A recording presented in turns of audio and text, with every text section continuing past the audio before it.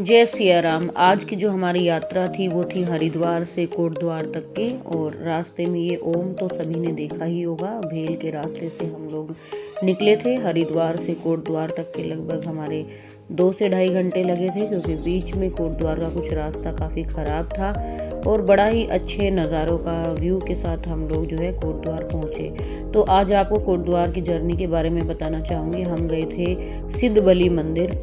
सिद्ध बलि मंदिर जैसा कि नाम में ही सिद्ध है, तो यहाँ पर माना जाता है कि बजरंग बली स्वयं सिद्ध हुए थे। गोरखनाथ जो कि इनके बहुत बड़े भक्त थे, उन्होंने यहाँ पर तपस्या की थी और ऐसा भी माना जाता है कि बजरंग बली ने इनके परीक्षा ली थी और उसमें ये सफल हुए थे और इन्होंने उनसे ये कामना की थी कि प्रभु आप यहाँ से कभी भी नहीं जाएंगे, ऐसी मेरी कामना है। और उसके बाद से ऐसा माना जाता है कि बजरंग बली यहाँ पर हमेशा के लिए विद्यमान रहे। पहाड़ी पर छोटा सा ही एक ये मंदिर है, लेकिन आपको काफ़ी सुकून देगा। ये इनका पार्किंग एरिया था और यहाँ से आप जब एंट्री करोगे बाहर ही प्रसाद आपको मिल जाएगा। ध्यान रहे यहाँ पर प्रसाद के रूप में आपको चढ़ाने के लिए गुड़ मिलता है और जो है नारियल मिलता है। तो हम लोगों की यहाँ से एंट्री थी और ऐसा भी माना जाता है कि जितनी भी आपकी कोई भी जीवन की मनोकामना पूर्ण नहीं हो रही है, आप अपने काफ़ी परेशान हैं, तो आप एक बार इस मंदिर में ज़रूर जाएं। क्योंकि बहुत सारे मेरे कलीग्स ने भी, वैसे भी मैंने बहुत लोगों से बातचीत की है, तो यहाँ पर जिन लोगों की मनोकामनाएं पूर्ण नहीं हो रही थी तो उनकी मनोकामनाएं पूर्ण हुई हैं। उसके लिए यहाँ पर जो है मंदिर के अंदर ही एक ऑरेंज कलर का धागा मिलता है। जैसे कि आपको पता है कि भगवा रंग हमारे बजरंग बली को काफ़ी पसंद है और उनका जो आप मूर्ति देखेंगे वो भी काफ़ी भगवा कलर की ही है, तो इसलिए ऑरेंज कलर का एक धागा मिलता है प्रसाद के साथ ही। वो जो धागा है वो वहाँ पर बजरंग बली के मंदिर के बाहर ही बांधना होता है, वो मैं आगे आपको दिखाऊंगी। ये सब सीढ़ियाँ चढ़ने के बाद हम पहुँचे थे मंदिर, और मंदिर के एक तरफ पहाड़ी थी। यहाँ पर आपको रास्ते में ही नारियल तोड़ना होता है और तोड़कर ही नारियल लेके जाना होता है, क्योंकि ऊपर में तोड़ने का कोई स्थान भी नहीं है और अलाउड भी नहीं है। तो सभी लोग यहाँ पर ही अपना नारियल तोड़कर तब बजरंग बली के लिए लेकर जाते हैं। और यहाँ पर मेरे हस्बैंड ने भी नारियल तोड़ा था और फिर हम यहाँ से ही अपनी मनोकामना के साथ जो है गए थे। साथ ही साथ मैं आपको बताना चाहती हूँ कि इस मंदिर में भंडारा चलता है सैटरडे संडे को। यदि आप कहीं घूम कर आ रहे हैं या आपको मन है कि आप एक बार यहाँ का प्रसाद ज़रूर लें, तो यहाँ पे सीता और एक पार्वती रसोई, 2 रसोई हैं अलग अलग। वैसे पहले सीता रसोई थी खाली, अब एक नई रसोई पार्वती रसोई भी बन गई है। तो वहाँ पर हमेशा ही भंडारा चलता है सैटरडे को और संडे को। और एक बात और बात है कि बहुत लोग भंडारा, जिनकी मनोकामनाएं पूर्ण हो जाती है तो वो बड़ा भंडारा देते हैं। भंडारे में क्या होता है, अपनी तरफ से ही सारे मैनेजमेंट करने होते हैं, ऐसा वहाँ पर लिखा हुआ था। मैं उसका फ़ोटो भी खींच कर लाई थी। आपको खाने पीने का प्रबंध सब कुछ अपने पास से करना होता है और जितने भी लोग आते हैं उन सबको देना होता है। ऐसा नहीं कि भाई आज तो ख़त्म हो गया। 3 बजे तक पूर्ण भंडारा चलता है। यहाँ पे सुबह ही प्रारंभ हो जाता है 10-11 बजे और 3 बजे तक वो भंडारा चलता है। तो जितने भी लोग आते हैं सबको वो देना होता है। ये यहाँ की मेन एंट्री थी और आप देखेंगे कि मेन एंट्री पे बहुत ही अच्छा सा व्यू है। कुछ घंटियाँ इन्होंने नीचे भी लगा दी थी। ये बस एक ही मंदिर है पहाड़ी पर, ये सामने की ओर जो आप लोगों को दिख रहा है। तो हम नवरात्रों में गए थे तो काफ़ी भीड़ थी। ये जो आप ऑरेंज कलर के धागे देख रहे हैं, ये सब लोगों की मनोकामनाओं के लिए ही बंधे हुए हैं, जैसे कि मनसा देवी पे भी बांधे जाते हैं। साथ ही साथ दोनों साइड आपको पहाड़ देखने को मिलेंगे और बहुत अच्छी हवा, यहाँ पे सुहानी हवा चल रही थी। मन आनंदित हो गया था यहाँ जाकर। और अब इस दिन चल रहा था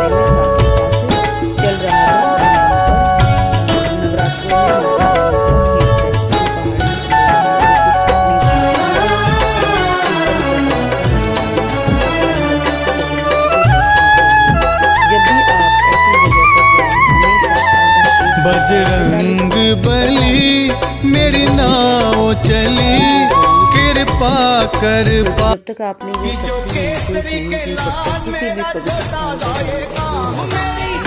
तो हम लोगों ने भी ऐसा ही किया। लाइन से पहले बजरंग बली के दर्शन किए, फिर हम मुझे माया मोह ने घेर लिया। मेरे ताप को नाथ मिटा दे। जाती है। सारे धागे मनोकामनाओं के बंधे हुए हैं। कुछ लोग खोल भी देते हैं, कुछ लोग नहीं भी खोलते हैं, लेकिन ऐसा माना जाता है कि यदि आपकी मनोकामना पूर्ण हो गई है तब आप यहाँ पर आकर अपना धागा खोलकर और बजरंग बली को फिर से गुड़ की बेली का प्रसाद चढ़ा कर जाना अच्छा माना जाता है। तो यहाँ पर बाहर की साइड में ही अगरबत्ती की बत्ती जलाई जाती है, दीपक जलाया जाता है। मंदिर के अंदर कुछ भी अलाउड नहीं होता। हाँ, लेकिन आप बड़ा भंडारा नहीं करवाना चाहते, लेकिन भंडारे में छोटा मोटा दान देना चाहते हैं तो वो आप मंदिर में ही दे सकते हैं, आपका नाम लगा कर, वहाँ से आपको इसका प्रसाद भी मिल जाता है। तो इस मंदिर में बड़ा ही अच्छा लगता है हमेशा। मेरा दूसरी से तीसरी बार विजिट था, इसी बार हमने ब्लॉग बनाया था और बारिश के बाद का इतना अच्छा मौसम हुआ था साथ में। और जब आप बजरंग बली की शक्ति को महसूस करेंगे तो उनसे पावरफुल कोई नहीं, यहाँ आप सच में उन्हें महसूस करेंगे यदि आप थोड़ा समय निकाल कर उनके साथ अपना समय व्यतीत करते हैं। यहाँ पर एक माता की पूरी हुई थी मनोकामना शायद, और देखो इतने कष्ट के बाद भी वो सीढ़ियाँ चढ़ रही थी और भी बहुत लोग आ जा रहे थे। तो मैंने इनको कैमरे में कैप्चर किया कि देखो ईश्वर से बढ़ के कुछ भी नहीं होता और किस प्रकार ये इतने कष्टों के बाद भी मंदिर में चढ़कर जा रही है ना। तो इसलिए ईश्वर पर हमेशा एक भरोसा बनाए रखें और ऐसे स्थानों पर विजिट करते रहें। इसके बाद हम इस मंदिर से निकल गए थे। मंदिर से निकलने के बाद पहले मैं जब गई थी तो बंद रहा था, लेकिन जब अब गई थी तो तैयार हुआ तो काफ़ी समय लग गया था। और नीचे में यहाँ पर एक चीज़ को अपना बताना चाहूँगी कि गार्डन भी बने हुए हैं। यदि आप मंदिर में नहीं बैठना चाहते, भीड़ भाड़ वाले एरिया में नहीं बैठना चाहते, तो आप उस गार्डन में भी बैठ सकते हैं। ये देखिए बहुत ही अच्छा सा यहाँ पर एक गार्डन बना हुआ है जिसमें हमारे तुलसीदास जी, कबीरदास जी की कुछ मूर्तियाँ यहाँ पे लगी हुई हैं। अच्छे अच्छे पिंक पिंक कलर के यहाँ फ्लावर खिले हुए थे। लोग कुछ कुछ शूटिंग भी कर रहे थे और कुछ लोग बैठकर वैसे ही नेचर के साथ बातें करना भी अच्छा लगता है। अगर आप हेल्दी वेल्दी रहना चाहते हैं, सबसे पहले होती है अपनी सेहत। कहते हैं ना, स्वस्थ शरीर में ही स्वस्थ मस्तिष्क का निवास करता है। तो इसलिए कुछ समय नेचर के साथ बैठना होता है। ये आप जो लाइन देख रहे हैं, ये जो लाइन है ये भंडारे की लाइन होती है। सिद्ध बली मंदिर में बड़ी अच्छी व्यवस्था बनाई हुई है और इस तरीके से सीमेंट की यहाँ पे कुछ टेबल टाइप की बनाई हुई है। तो आपको लाइन में खड़े होकर ही प्रसाद लेना है। आप बैठ भी सकते हैं कहीं दूर ले जाकर, पर यहाँ पर एक अच्छी सी व्यवस्था ये बनाई हुई है कि किसी को इधर उधर परेशान ना होना पड़े कि ना तो इतनी कुर्सियाँ हो पाती है ना टेबल हो पाती है। और यहाँ पर आपको देखेंगे ये सीता रसोई थी जिसमें हमने इस बार का प्रसाद लिया था। और सीता रसोई में काफ़ी लंबी लाइन लगी हुई थी, भीड़ थी, लेकिन ऐसा नहीं कि मिलता नहीं, मिलता सबको है। मैं बाद में पीछे की ओर गई तो देखा पार्वती रसोई पे तो भीड़ ही नहीं थी। मैंने वहाँ से प्रसाद लिया, मेरे हस्बैंड ने सीता रसोई से प्रसाद लिया था। और आप यहाँ पे लाइन देख ही सकते हो कितनी। इसके बैक साइड में ही एक वॉशरूम बना हुआ था जिसमें मैं गई थी। कई बार हमें ऐसे पवित्र स्थानों पर वॉशरूम की बहुत समस्या हो जाती है, लेकिन नीट एंड क्लीन वॉशरूम था। ये यहाँ पर नवरात्रों में ही माता रानी का ये नीचे की साइड पार्किंग की बैक साइड में ही ये मंदिर है माता रानी का। तो मेरे लिए तो बड़ा सौभाग्य का दिन था ये, क्योंकि नवरात्रों के दिन चल रहे थे और ऐसे में माता रानी के भी दर्शन हो जाए तो क्या ही कहना। बाहर में ये बजरंग बली की पिक्चर है और एक साइड में माता काली की पिक्चर है। इस मंदिर में भी सुबह सुबह जब हम गए थे तो कीर्तन हो रहा था, लेकिन जब हम शाम को जब खत्म होने के बाद हम गए थे तब यहाँ पर शांति थी। क्योंकि मैं मंदिर में जब भी जाती हूँ तो थोड़ी देर वहाँ पर बैठना मुझे बहुत ही आनंदित करता है।